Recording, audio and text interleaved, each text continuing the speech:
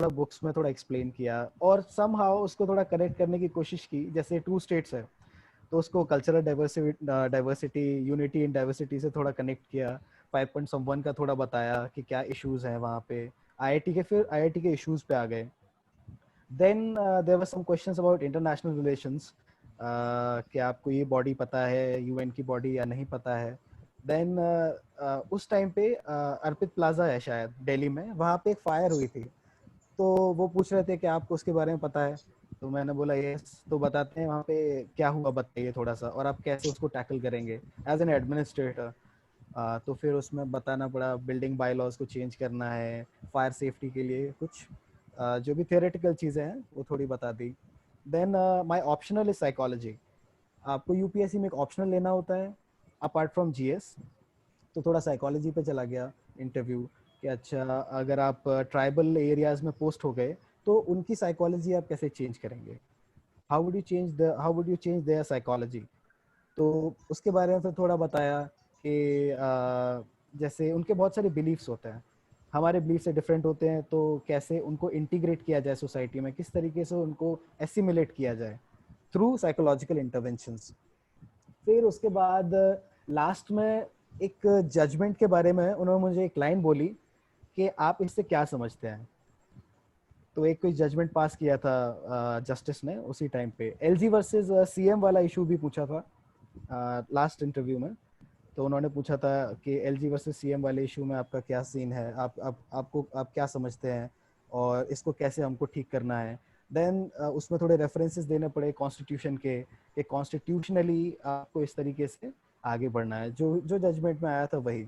तो इंटरव्यू में थोड़ा मिक्स रहता है, करंट अफेयर्स प्लस आपका डैफ होता है एक डिटेल्ड एप्लीकेशन फॉर्म। जब आप अप्लाई करते हैं, जब आप सेलेक्ट हो जाते हैं तो वो एक फॉर्म भरने के लिए बोलते हैं जिसमें आप अपनी हॉबीज, अपनी प्रेफरेंसेस और जो भी आपने एक्स्ट्रा करिकुलर एक्टिविटी करी है, फिर क्वेश्चंस उसी के ऊपर बेस्ड होते हैं। तो ये तो एक्सपीरियंस था लास्ट ईयर का।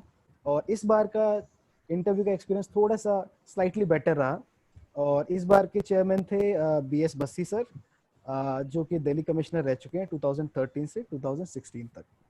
तो वो वो थोड़े उनका 30 इयर्स का फील्ड का एक्सपीरियंस है, तो उन्होंने थोड़ा स्ट्रिक्ट टाइप का इंटरव्यू लिया। मुझसे जाते ही पूछते हैं कि अच्छा आप गाना गाते हैं तो क्या आप डांस भी करते हैं।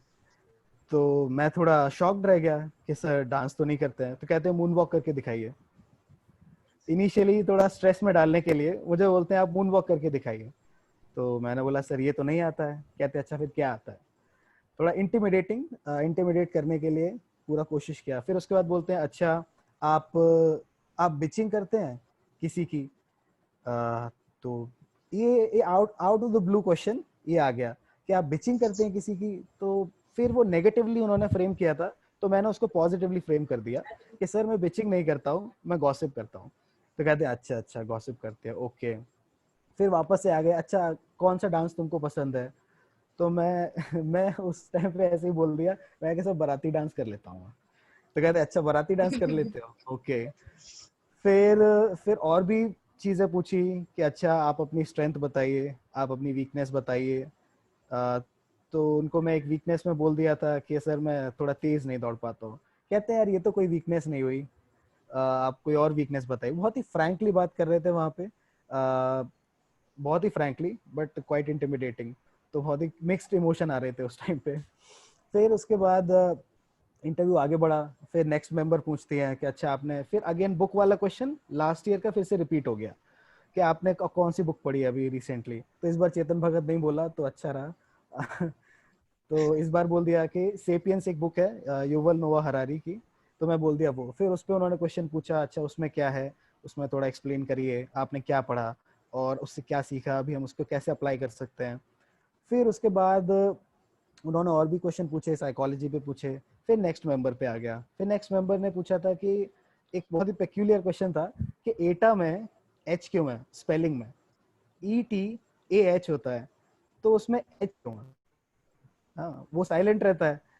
तो मैं टाइम पे बोल दिया कि वहाँ पे ब्रिटिशर्स लोग रहे थे, तो उन्होंने अपने नाम एंग्लिसाइज्ड करके रखे थे। जैसे अगर आप आज भी नोटिस करेंगे कि कोलकाता पहले कलकत्ता था, मुंबई बॉम्बे था, और कुमार को अभी भी बाहर के लोग कुमार बोलते हैं, तो COOMAR लिखते थे पहले। तो मैंने ये एक्सप्लेनेशन उनको थोड़ा सा दे दिया कि ब्रिटिशर्स की वजह से ऐसा रहा होगा। देन कुछ साइकोलॉजी पे क्वेश्चन पूछे कि अच्छा आप ऑर्गेनाइजेशनल हेड हैं, तो आप किस तरीके से अपने एम्प्लॉयज़ को मोटिवेट करेंगे, मोटिवेशन की कुछ थियरीज बताइए। एंड फिर नेक्स्ट मेंबर पे गया, फिर नेक्स्ट मेंबर ने थोड़े करंट अफेयर्स के क्वेश्चन पूछे एंड IIT से रिलेटेड कुछ क्वेश्चन पूछे। फिर घूम के वापस से वही बात आ गई कि अच्छा आप तेज नहीं दौड़ पाते हैं, तो ये बताइए कि इस चेयर से उस डोर तक का डिस्टेंस कितना है। तो वो बोलते हैं क्या, मैं बोला सर 2-3 मीटर्स, तो कहते हैं फुट में बताइए। तो मैं बोला सर इतना है। कहते हैं अच्छा ये हाइट कितनी है यहाँ से फ्लोर से लेके ऊपर तक की, ये भी आप एस्टिमेट करके बताइए। फिर मुझे बोलते हैं कि अच्छा 100 मीटर आप कितनी देर में कवर कर लेंगे। तो वो उस चीज़ की वेरासिटी चेक करना चाह रहे थे कि ये बंदा ऐसे ही बोल रहा है या फिर ये सच बोल रहा है। तो मुझसे बोलते हैं कि 100 मीटर कितनी देर में कर लेंगे। तो मैंने वहाँ सोचा कि यूसेन बोल्ट अगर 10 सेकंड में कर लेता है तो मुझे तो 20 से 25 सेकंड लग जाने चाहिए। तो कहते हैं यार तुम तो बहुत धीरे दौड़ते हो। मैंने कहा हाँ सर यही तो वीकनेस है। तो इस तरीके से वो पॉइंट प्रूव हो गया। देन फिर और क्वेश्चन पूछे कि अच्छा आपका बेस्ट फ्रेंड कौन है, क्यों आपका वो बेस्ट फ्रेंड है। फिर ऐसे और क्वेश्चन चलते रहे। फिर डैफ पे क्वेश्चन पूछे कि अच्छा IIT में एक स्ट्रक्चर है, हाइपरबोलिक पैराबोला स्ट्रक्चर है, तो उसके बारे में वो पूछ रहे थे कि वो क्या है। तो वो मैं पढ़ के गया था, तो वो बता दिया। फिर उसके बाद रैपिड फायर राउंड होने लगा, एक के बाद एक वो क्वेश्चन बोलते गए। तो बोलते हैं कि साइकोलॉजी तो बेकार है, साइकोलॉजी को बंद कर देना चाहिए, ये सब्जेक्ट ही बेकार है, because it's a pseudo science, it is neither science neither arts, और ये कुछ नहीं कर सकते। तो ये एक नेगेटिवली फ्रेम्ड क्वेश्चन है जिसको आपको पॉजिटिवली ही आंसर करना है वहां पे विदाउट इंटरप्टिंग देम। तो वो मुझे 5 से 10 बार वो मुझे इंटरप्ट किए, मैं कुछ बोल रहा हूँ, बोलने से पहले ही रोक दिया। तो वहां पे आपको चुप हो जाना है, वहां पे बहस नहीं करने लगनी है, बिकॉज वो आपसे सीनियर है और वो बस आपका पेशेंस चेक करना चाह रहे हैं कि आप कितने पेशेंटली, अगर आप CM के साथ भी बैठे हैं, अगर आप उनको ब्रीफ कर रहे हैं, तो आप कितने पेशेंटली ये चीज़ें हैंडल कर सकते हैं प्रेशर वाली सिचुएशंस। फिर और भी क्वेश्चन आगे चलते रहे धीरे धीरे। फिर वापस से घूम के ये राउंड वापस से चेयरमैन पे ही खत्म होता है। चेयरमैन वापस से आपसे कुछ क्वेश्चन वापस से पूछेगा। तो फिर उन्होंने पूछा कि अच्छा एक और क्वेश्चन पूछा था इनिशियली कि अगर आपका बॉस है और वो बहुत ही खराब बॉस है, he is a bad boss, और वो आपकी नहीं सुनता है, तो आप उसको कैसे मनाएंगे। तो मैंने बोला सर ये कर सकते हैं, ये कर सकते हैं, मैं सारे पॉलिसी इनिशिएटिव्स उनके सामने रख दूंगा, उनको जो अच्छा लगेगा वो इम्प्लीमेंट कर दूंगा। तो my job is to give advice and his job is to take decisions. तो कहते हैं नहीं नहीं नहीं, ये सब बातें मत करो यहाँ पे, ये सब कागजी बातें हैं, ये सब कागजी बातें हैं, ये पेपर में लिख लें मीन्स के। तो मैं बोला सर, फिर एक दो बातें और बोले, कहते रहने दो, छोड़ो, तुमको नहीं पता। फिर वापस से उसी क्वेश्चन पे आए कि अच्छा आपका बॉस खराब है तो आप क्या करोगे, अब सोच लिया आंसर। तो मैं उनको बोल दिया कि सर मैं गाना गा दूंगा और वो गाना गा के इम्प्रेस हो जाएंगे। कहते हैं अच्छा अच्छा ओके, आपका गाना गाने का बहुत मन है, तो कहते हैं अच्छा कोई गाना सुनाओ फिर। तो मैं उन्हें एक गाना भी सुना के आ गया इंटरव्यू में, UPSC के इंटरव्यू में। ये एक यूनिक एक्सपीरियंस है कि इंटरव्यू में, UPSC के इंटरव्यू में वहाँ पे गाना सुना के आ गया मैं। एक स्कूल चले हम, एक गाना आता था बहुत पहले, अगर सुना होगा। हेलो, हाँ Yes, sir. हाँ, एक स्कूल चले हम, एक सॉन्ग आता था पहले, सब शिक्षा अभियान वाला। तो मुझे लगा ये थोड़ा Mhm. पॉलिसी रेलेवेंट है, थोड़ा UPSC फ्रेम्ड सॉन्ग है, थोड़ा वही गा देते हैं, प्यार मोहब्बत की बातें वहाँ नहीं करनी है। तो वो इम्प्रेस हो गए, कहते गाना तो अच्छा गा लेते हो, फर्दर करियर क्यों नहीं परसू किया इसमें। तो वो तो फिर बता दिया उनको, उसमें कोई इशू नहीं था। फिर मैं जब मैं IIT में था, तब मैं राष्ट्रपति भवन भी एक बार मुझे इनवाइट किया गया था ग्रुप के साथ गाना गाने के लिए वहाँ पे। तो वो बता रहे थे अच्छा वहाँ पे उस टाइम पे प्रेसिडेंट कौन थे। फिर बोले अच्छा ठीक है, वहाँ का एक्सपीरियंस कैसा रहा, और रेलेवेंट क्वेश्चन वहीं पे रहे। फिर मुझे ऐसे इशारा करके ऊपर वहाँ पे एक पोर्ट्रेट लगा हुआ था, तो कहते हैं इनको पहचानते हो, ये कौन है। तो वो हमारे current honourable president Ramnath Kovind ji का फोटो था। तो कहते, मैं तुम्हें बोला हाँ सर पहचानता हूँ। तो अब कहते हैं इनके बारे में कुछ बताइए। तो फिर मैं बताया कि सेकंड दलित प्रेसिडेंट हैं after KR Narayanan sir, and he is from Kanpur. And कहते हैं बस इतना ही पता है। मैंने कहा यस सर इतना ही पता है। फिर बोलते हैं अच्छा आपका इंटरव्यू खत्म, आप जा सकते हैं। और उसमें एक और चीज़ होती है, वो आपका फोटो आपको ऐसे करके दिखाते हैं हाथ में पकड़ के, आपका पासपोर्ट साइज फोटो, कि ये आप ही की फोटो है। एक क्वेश्चन है ये, वो पता नहीं क्यों पूछते हैं, आई डोंट नो, बट वो पूछते हैं। और वो फिर वो पूछा, फिर उसके बाद बोले कि अच्छा ठीक है, आपका इंटरव्यू खत्म, आप जा सकते हैं। तो ये एक्सपीरियंस रहा इंटरव्यू का। सर मैं मानती हूँ कि आपके लिए तो शायद बहुत टफ रहा होगा, बट लिटरली हम लोग को सुनने में कई मोमेंट्स बहुत हिलेरियस लगे सीरियसली, एंड बहुत ही मजा आया सुन के, मतलब बहुत बट रियली बहुत मजा आया, मतलब ऐसे बट एक्सपेक्टेड नहीं था कि इस तरह के हाँ इंटरव्यू भी होते होंगे यूपीएससी के। हाँ, पर आई डोंट नो, बट मैंने बहुत सारी ट्रांसक्रिप्ट्स देखी हैं बच्चों की, उनसे करंट अफेयर्स के क्वेश्चन पूछते हैं और मेरे से ही ऐसे क्वेश्चन पूछते हैं। दोनों बार ऐसा हुआ एग्जैक्टली है। सर, जितने भी वीडियोस हैं उस हिसाब से तो हाँ, लगता है कि यूपीएससी के इंटरव्यूज बहुत ज्यादा हार्ड होते हैं, but what you told was something completely different from नहीं नहीं देम। नहीं, वो बिल्कुल इंटिमिडेटिंग नहीं होते हैं। उनका अगर आप सोचें तो उनका ऑब्जेक्टिव है कि बेस्ट से बेस्ट जो बच्चे हैं उनको लिया जाए अंदर। अगर वो इंटिमिडेट करेंगे तो बच्चे की ट्रू क्वालिटी बाहर नहीं आ पाएगी, because it's their job. UPSC members का एक ही जॉब होता है, इंटरव्यूज कराना।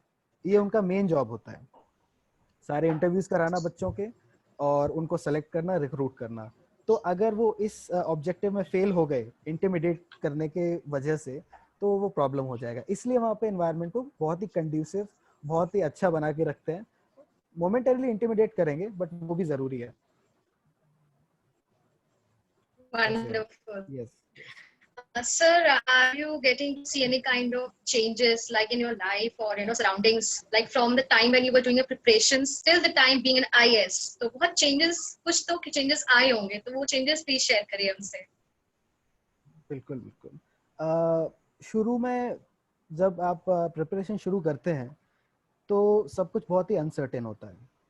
आपको कुछ पता नहीं होता है आप कौन से वाटर में आप उतर रहे हैं। It's like swimming in ocean. आपको पता नहीं है, it's an ocean of knowledge. आपको पता नहीं आपको कहाँ जाना है, किस तरीके से आप हार्बर तक, अपने पोर्ट तक कैसे पहुंचेंगे, आपको कोई आइडिया नहीं होता है। बट ये अनसर्टेनिटी धीरे धीरे धीरे करके आपकी लाइफ का हिस्सा बन जाती है। Then you are able to tackle it more efficiently. But अभी पहले थोड़ा सा रहता था कि अभी ये जर्नी कब खत्म होगी, काफ़ी टाइम हो रहा है, फ्रस्ट्रेशन तो है ही, स्ट्रेस रहता है। और पढ़ाई का ऐसा साइकिल होता है यूपीएससी में, ये कंटिन्यूअस है। आपने प्रीलिम्स दिया, देन 2 महीने में आपका मेंस आ जाएगा, देन 3-4 महीने में फिर इंटरव्यू आ जाएगा, और फिर आपको 1 ही महीने का टाइम मिलेगा अगले प्रीलिम्स तक। तो ये बहुत ही हेक्टिक सा जर्नी हो जाता है अगर फेलियर होते हैं तो। लेकिन अभी ठीक है, सिलेक्शन हो गया है, तो यूपीएससी आपको इतना हार्डन कर देता है कि आपको ना फेलियर से फर्क पड़ता है, और सक्सेस आपके सर पे चढ़ नहीं सकती कभी भी।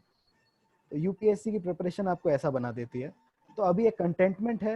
ये सक्सेस एक सेइंग है कि success is not final and failure is not fatal, it's the courage to continue that counts. तो आई थिंक यूपीएससी की प्रिपरेशन और सिलेक्शन और फेलियर को आप इसी तरीके से सरमाइज कर सकते हैं।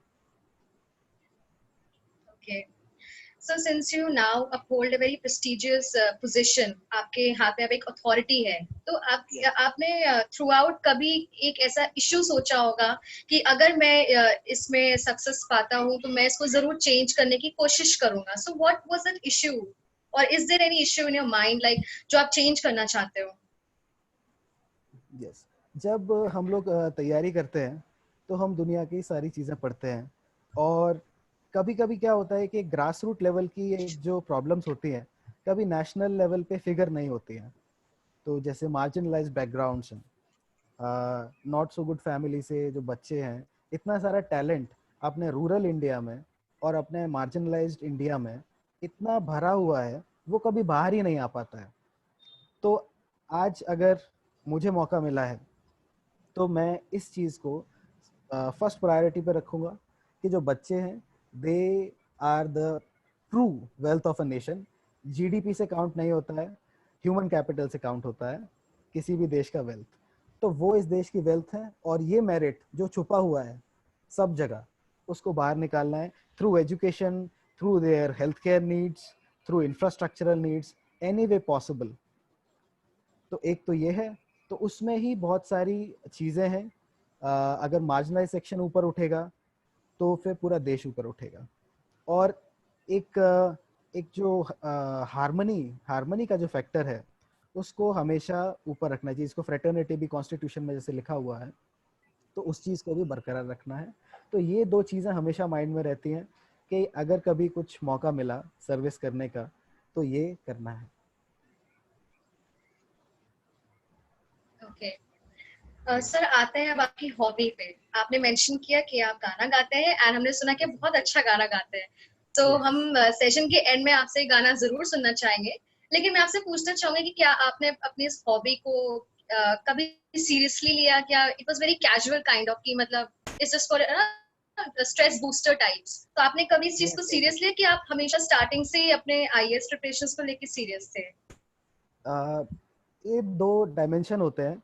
पढ़ाई तो ऑफ कोर्स इम्पोर्टेंट होती है, आप उसको कभी भी इग्नोर नहीं कर सकते हैं, बट एक इंडिविजुअल प्रेफरेंस होती है कब आप एमेच्योर से प्रोफेशनल में आप चेंज होना चाहते हैं।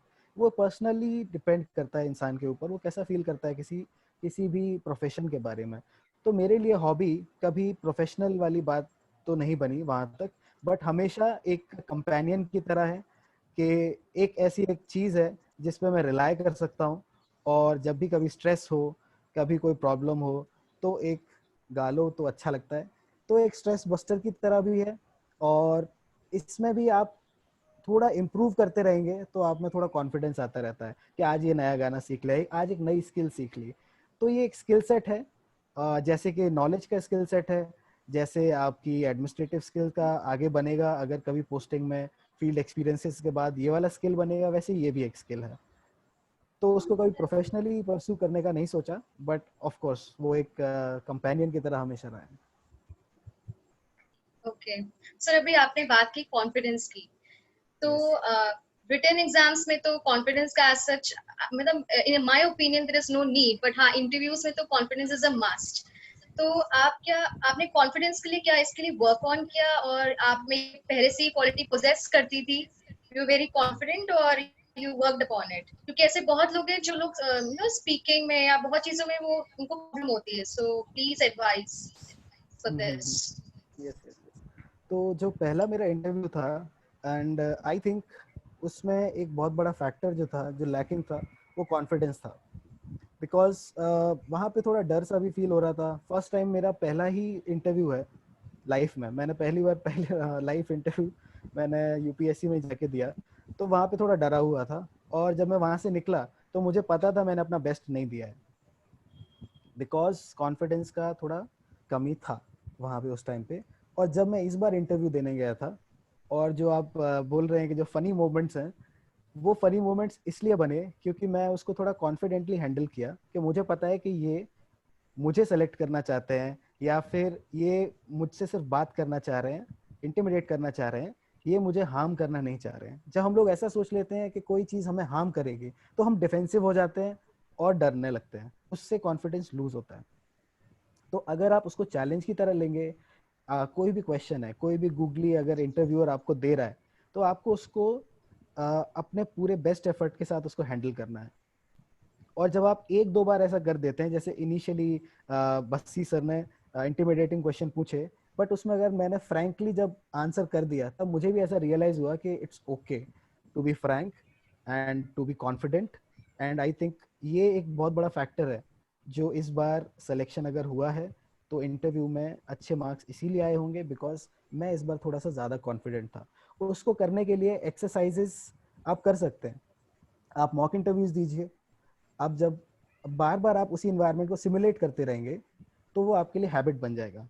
तो जैसे हम मेंस की प्रैक्टिस करते हैं टेस्ट सीरीज लगा के, वैसे ही इंटरव्यूज आप जितने मॉक देंगे आपको अच्छा लगेगा कि आपने इसको आज कॉन्फिडेंटली हैंडल किया, बट आज यहाँ पे थोड़ा लैक कर गया। फिर कंसिस्टेंटली जब तक आपका इंटरव्यू चलेगा, आएगा, द डी डे जिसको बोलते हैं वो आएगा, तब तक आप मेंटली प्रिपेयर रहेंगे किसी भी चैलेंज को हैंडल करने के लिए। तो यही है बस। और अपने ऊपर अगर आपको बिलीफ नहीं है, जो बात मैंने शुरू में बोला था कि अगर आपको खुद पे बिलीफ नहीं है तो आप पे सामने वाला कैसे बिलीव कर सकता है। तो अगर ये बात आप समझ जाएंगे तो आई थिंक कॉन्फिडेंस वाला चीज ठीक हो सकता है। Okay, thank you sir. Sir preparation से रिगार्डिंग बहुत जब जितने भी कोचिंग्स होते हैं वो क्लेम करते हैं कि they will make you prepare the best to crack this exams, so do you think is it really so? Okay, इसमें भी बहुत सारे डायमेंशंस हैं। आप ये नहीं बोल सकते कि ये सही नहीं है, एक ही स्ट्रैटेजी सही है। यूपीएससी में जितने तरीके, जितने बच्चे हैं उतने पढ़ने के तरीके हैं। तो हम आउटराइटली ये नहीं बोल सकते कि कोचिंग बहुत ही ज़्यादा बेनिफिट करती है या फिर दे आर अ मस्ट, और या फिर वो बिल्कुल भी नहीं करती है। ये पर्सनली डिपेंड करता है कि आप कहाँ से शुरू कर रहे हैं। अगर आप अपना बेसिक बहुत ही स्ट्रॉन्ग कर लेते हैं, 1-2 साल, 1 साल पढ़ते पढ़ते सेल्फ स्टडी करेंगे, तब भी हो जाएगा वो स्ट्रॉन्ग। और लेकिन अगर आपको कोचिंग की, आपको लगता है कोचिंग से हेल्प होगी, तो वो भी बहुत इंपॉर्टेंट है। तो इसमें डिसाइड करते वक्त हमें ये समझना चाहिए कि हमारा फोकस आउटकम पे है, हमारा फोकस इनपुट पे नहीं है। कि अगर हमको सिलेक्शन चाहिए, उसके लिए जो हो सकता है हमें करना चाहिए। इनफैक्ट कोचिंग इंपॉर्टेंट है, बट उस पर एक्सट्रीमली रिलायंट होके अगर आप ये सोच लें कि कोचिंग से ही हो जाएगा, तो आई थिंक ये बहुत सारे टॉपर्स ने एम्फेसाइज किया है कि कोचिंग से अगर आप ऐसे रिलाई करेंगे तो आप अपने लिए ही गड्ढा खोद रहे हैं। Self study, I think 60% role self study का ही है।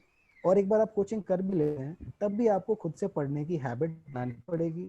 और सेल्फ स्टडी या फिर नई नई रेफरेंस बुक निकालनी है आपको। कुछ चीज़ें कोचिंग में नहीं पढ़ाते हैं, बट अगर आपकी हैबिट है तो आप खुद से उस चीज़ को डेवलप कर सकते हैं, अगर किसी भी एरिया में आप लैक कर रहे हैं तो आई थिंक दोनों का कॉम्बिनेशन है, और जिसको इंडिविजुअली जैसा सूट करता है उसको वैसा करना चाहिए। ओके सर, यहाँ पे ऐसे बहुत पेरेंट्स हैं जो अपने बच्चों को इसके लिए प्रिपेयर करना चाह रहे होंगे, and I don't know whether it's a myth or not that UPSC aspirants follow a very strict routine for their preparations. So is that so? मतलब आपने भी क्या kind of bookworm की तरह आपने बन के आपने preparations carry on की, या it was very cool smooth types? आप प्लीज अपना रूटीन शेयर करिए। यूपीएससी प्रिपरेशन में स्मूथ और ये तो नहीं होता है, बट एक रूटीन, हाँ, जो आपने बोला कि एक डिसिप्लिन, एक रूटीन, एक कंसिस्टेंसी, और एक मैं टर्म और बोलूंगा जो कि सबसे ज्यादा इंपॉर्टेंट है, perseverance. Perseverance and the ability to handle obstacles in a positive way. तो ये आपको तभी आ सकता है जब आप डेडिकेटेड हैं अपने काम के प्रति, और जो आपका रूटीन है आप फॉलो करते हैं। जब मैं तैयारी कर रहा था, तब एक सिंपल रूटीन रहता है कि आप सुबह सुबह जब आप उठते हैं, आप अपनी चाय लीजिए, और न्यूज़पेपर पढ़ना मस्ट होता है। Newspaper first thing in the morning. और ये सारे एस्पिरेंट्स करते हैं कि आप सबसे पहले न्यूज़पेपर पढ़िए। और और बहुत सारी टेक्निक्स होती हैं जो मैं लगाता था। कभी कभी ऐसा होता है कि 3 घंटे नहीं पढ़ सकते आप बैठ के, कभी कभी आप फ्रस्ट्रेट हो जाते हैं, तो एक पोमोडोरो टेक्निक होती है। पोमोडोरो टेक्निक ये होता है कि उसमें 30 मिनट्स का एक चंक होता है। आप अपने पूरे दिन को चंक्स में डिवाइड कर दीजिए। उस 30 मिनट में आपको 25 मिनट्स पढ़ना होता है और 5 मिनट रिलैक्स करना होता है। तो आप अगर इस तरीके का रूटीन फॉलो करेंगे तो 10 to 12 आवर्स ऑफ स्टडी, या 8 to 10 hours of study which is must for any serious UPSC aspirant, तो उसको आप आसान बना सकते हैं। कि फिर आपको ऐसा लगेगा it's kind of a game, कि आपने ये आज इतने सारे चंक्स कर लिए, तो आपको एक सेटिस्फैक्शन मिलेगा। और यही चीज़ आपको consistently day in day out, आपको जितने साल लगते हैं, मुझे 2 साल हो गए पढ़ते पढ़ते, तो पूरा 2 साल सिर्फ यही रूटीन फॉलो करना है। देयर वर टाइम्स तब जब मैं घर नहीं आ पाता था, फेस्टिवल्स पे मैंने बहुत सारे इवेंट्स छोड़े, बिकॉज एग्जाम है, उसको नहीं छोड़ सकते। एक बार रूटीन टूट जाता है तो फिर वापस से उसको करने में कम से कम 15 से 20 दिन लग जाते हैं, वापस से वहीं पे आने में, उसी टाइप की एफिशिएंसी पे आने के लिए। तो routine is a must, discipline बहुत ही ज़्यादा ज़रूरी है। मैंने फेसबुक और सोशल मीडिया उसको एकदम बंद कर दिया था, because it is a time killer, और एस्पिरेंट के लिए वो अच्छा नहीं है। तो अगर आपको कांटेक्ट रखना है तो आप अच्छे चैनल्स हैं, जैसे राज्यसभा टीवी है, वो इंफॉर्मेशनल चैनल है, उस पर न्यूज़ भी आती है, और आपको बहुत अच्छा एक मीडिया का एक आउटलेट मिलता है। तो इसमें ये रूटीन ही है कि आप थोड़ा इन सब चीज़ों से दूर रहिए, डिस्ट्रैक्शन से दूर रहिए। और कभी कभी ऐसा भी होता था कि घर पे बात नहीं हो पा रही है, बहुत बार होता था ऐसा कि घर पे भी नहीं बात हो पाती है पढ़ाई की वजह से। तो ये रूटीन बनाना बहुत ज़रूरी है, और हर इंडिविजुअल पर्सन के लिए एक इंडिविजुअल रूटीन बनता है उसके हिसाब से. If somebody can sit and study for 6 hours, then it's well and good. अगर कोई नहीं बैठ पा रहा है, वो पोमोडोरो टेक्निक जैसे मैंने डिवाइस किया, पोमोडोरो टेक्निक एक इटालियन रिसर्चर था, उनकी ये देन है. तो पोमोडोरो टेक्निक बहुत अच्छी है. अगर किसी को प्रॉब्लम है ज़्यादा देर बैठने में, या फिर अपने जो भी शेड्यूल है उसको स्ट्रेटेजाइज करने में, तो पोमोडोरो टेक्निक आप यूज़ कर सकते हैं. तो यही है बस इसका. तो अगर आपको यूपीएससी निकालना है तो आपको शेड्यूल में, रूटीन में, डिसिप्लिन में रहना ही पड़ेगा. It is a must. You can not compromise on that. Okay, very beneficial tips. Okay, so our audience is very eager to ask questions to you. So next we are Yeah. having with us Miss Sangeeta. Am I audible, Sangeeta ma'am? हाँ, yes, Prarthi. Hello, Vishal sir. Good evening and हाँ, welcome hello. to Vindasio good evening. Social Fund. Sir, yes. मेरा ये question है कि what are the 3 main qualities that must be in IAS officer according to you? I think discipline, which is The the first is core. discipline. Okay. Yes, discipline and consistency, and or fortitude, in fact, courage to handle obstacles. ये शुरू से ही होना चाहिए, aspirant में भी होना चाहिए, और यही चीज़ एकेडमी, इनफैक्ट जो ऑल इंडिया सर्विसेज है, ये आपसे यही एक्सपेक्ट करती है कि आप डेडिकेटेड रहेंगे, डिसिप्लिन्ड रहेंगे, और हमेशा सोसाइटी को सर्व करने के लिए तैयार रहेंगे. आपसे पहले सर्विस है, और ये सर्विस नेशन के लिए है. तो आप अपने जो भी आपका self serving attitude is extremely frowned upon in civil services. आप अपने लिए नहीं, अब आप देश के लिए ही काम करेंगे, देश के लिए और अपने समाज के लिए. तो ये एक स्किल, ये एक एटीट्यूड, ये डेवलप करना बहुत ज़रूरी है. Okay, thank you, sir. So one more question, sir. According to you, you are very much good in studies. ऐसा जैसे मुझे पता है, you are from IIT Delhi. So what are the tips for the average students or below average students? और एक question और पूछना चाहूंगी इसी से रिलेटेड कि अगर कई बार फेलियर अटेम्प्ट हो रहा है, इंटरव्यू तक पहुंच के बच्चा फेल हो जा रहा है, तो व्हाट आर द न्यू नए रास्ते क्या हो सकते हैं उसके लिए? अगर वो वहां पे स्टॉप कर देता है, then what are the new path? तो जैसा है कि एस्पिरेंट्स कभी-कभी एब्सोल्युटली पहला कि बहुत सारे. एवरेज स्टूडेंट, सर, हाँ, एवरेज स्टूडेंट्स. हाँ, okay, okay. Actually average student किसी को बोलना, हम लोग थोड़ा कैटेगराइज कर देते हैं. इस सोसाइटी में हमारा एजुकेशन सिस्टम ऐसा है कि ये आपको प्रेजुडिस कर देगा कि आप में ये नहीं है तो आप बिलो एवरेज हो गए. अगर आप सोसाइटी के हिसाब से नहीं है, एजुकेशन जो उन्होंने क्राइटेरिया सेट किया है सोसाइटी ने, तो आपको बिलो एवरेज बोल दिया. और ये स्टिग्मा बच्चे के लिए बहुत हार्मफुल होता है. साइकोलॉजी में एक बहुत अच्छी थियरी है, उसको मल्टीपल इंटेलिजेंस बोलते हैं उसको.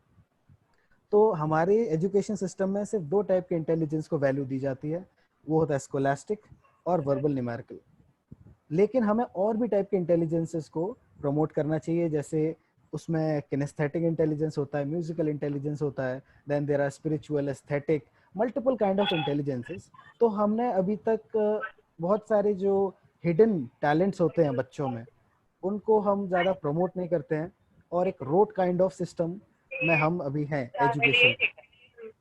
तो बिलो एवरेज स्टूडेंट ऐसे तो वैसे नहीं करना चाहिए प्रेजुडिस, बट उनको अगर मोटिवेट करेंगे, अगर उनको सही गाइडेंस मिलेगी, अगर उनको समझाया जाएगा कि अच्छा आप ऐसे ऐसे इस स्टेप को अगर आप फॉलो करेंगे तो आपको सिलेक्शन या फिर जो भी सक्सेस है वो मिल जाएगा. और एक बार अगर ये इस टाइप का फीडबैक बन गया, पॉजिटिव फीडबैक, कि उनको सेल्फ एफिकेसी आ गई अपने आप में और सोशल एफिकेसी आ गई, उसके बाद वो सेल्फ सस्टेनिंग हो जाएंगे. फिर आपको उनको कंसिस्टेंटली मोटिवेट करने की भी ज़रूरत नहीं पड़ेगी.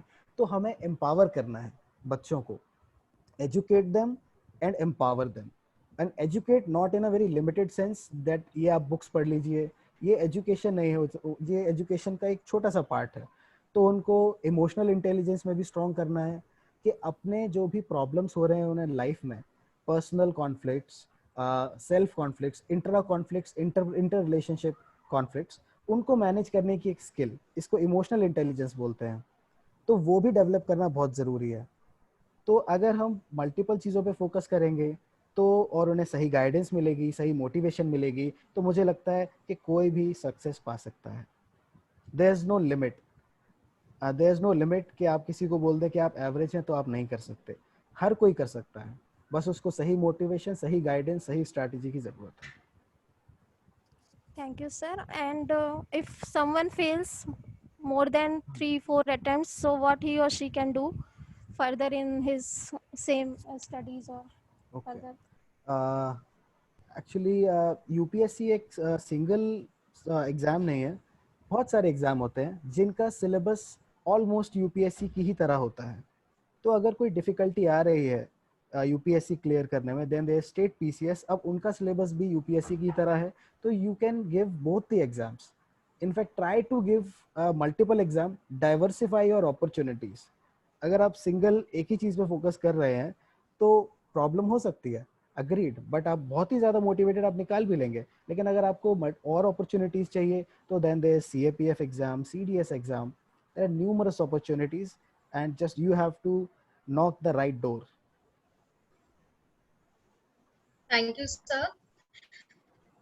सर हमने एक टर्म सुना है, officer like qualities. So what uh, should an individual do to develop these qualities within themselves? okay, अपने, मुझे ऐसा लगता है कि क्वालिटीज़ सोसाइटी से ही आती हैं, आपके एक्सपीरियंसेस से ही आती हैं, आपके पढ़ने से। अगर आप किसी चीज़ को पढ़ लेंगे और अगर उसको लाइफ में नहीं अप्लाई नहीं करेंगे, तो वो वैल्यू का आपकी नहीं बनेगी। तो सोक्रेटिस की एक थियोरी है, आई थिंक, कि आप जितनी बार उसको प्रैक्टिस करेंगे, अगर आप कंपैशनेट बनना चाहते हैं तो आप डेली डेली कॉन्शियसली आप लोगों से कंपैशनेट तरीके से बात करें, आप अपने आसपास के लोगों को एम्पैथाइज करें, तो आप कंपैशनेट हो जाएंगे। तो और इंटेग्रिटी, ऑनेस्टी, इस ऐसी जो वैल्यूज़ हैं, ये ऑफिसर्स में बहुत ज़्यादा प्राइज्ड हैं, और इसी वजह से all India services, IAS, IPS, इनका इतना नाम है, इतना रुतबा है, because they possess these qualities and they practice it in their life daily. ये कोई मैटर नहीं है कि आप जब सर्विस में ही होंगे तभी आप जब आप Shikha ma'am, सर्विस में kindly होंगे। mute. Okay. हाँ, Yes sir, please. तो जब जब आप सर्विस में होंगे तभी आपको ये चीज़ें प्रैक्टिस करनी है, इस टाइप की वैल्यूज प्रैक्टिस करनी है। ऐसा नहीं है, आप घर में अपने दोस्तों से, अपने भाइयों से, अपने डेली इंटरेक्शंस में अगर आप वो वैल्यू प्रैक्टिस करेंगे तो वो आपके अंदर इम्बाइब हो जाएगी। तो ये तो सबसे की पॉइंट है, अगर आपको कोई भी वैल्यू डेवलप करनी है, practice it daily, diligently, and then in a matter of time it will become a part of yourself and it will become a part of your character. Okay. Yes. So next we're having with us Shikha ma'am. Shikha ma'am, am I audible? Host, kindly unmute. Good evening, sir. मेरा question ये है कि interview के लिए आपने कैसे preparation करी, और सेकंड क्वेश्चन ये है कि कौन से सब्जेक्ट ऐसे हैं जिनको हम चूज करें IAS. Okay. Can you please restate the question? I was not able to understand that.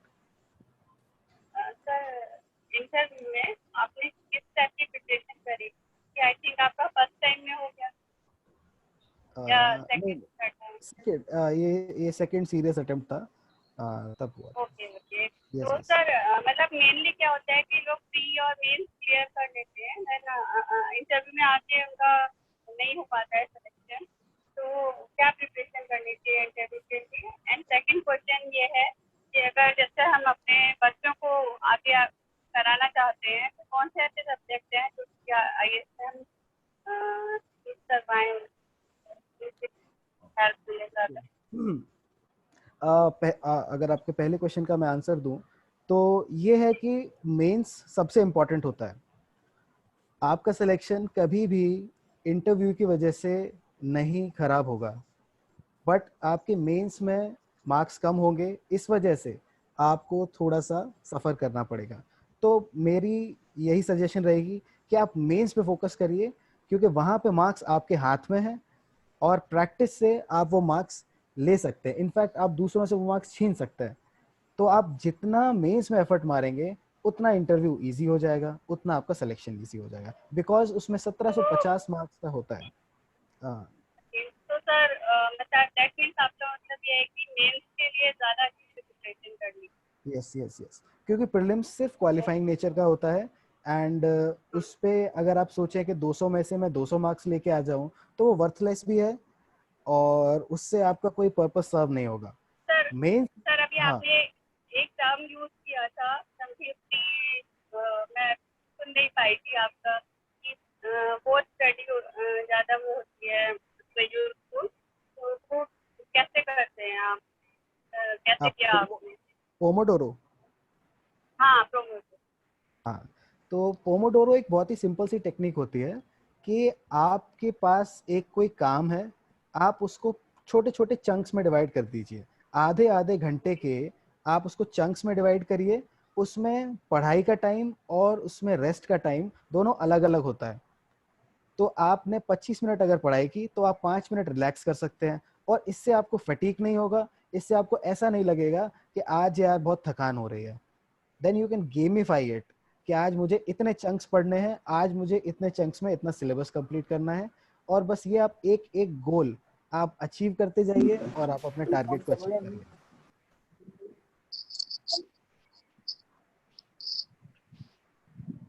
Okay, thank you, sir. Manoj sir, do you want to ask something? No, I don't have any question. You please Okay. continue. Okay. So, is there anyone with any question? Arun sir, do you have any question? Rajeev no sir, question Arun ma'am, sir. No question, बस गाना सुनने के लिए बैठा हूँ अभी last में। अच्छा अच्छा। Okay. उसके लिए तो हम सभी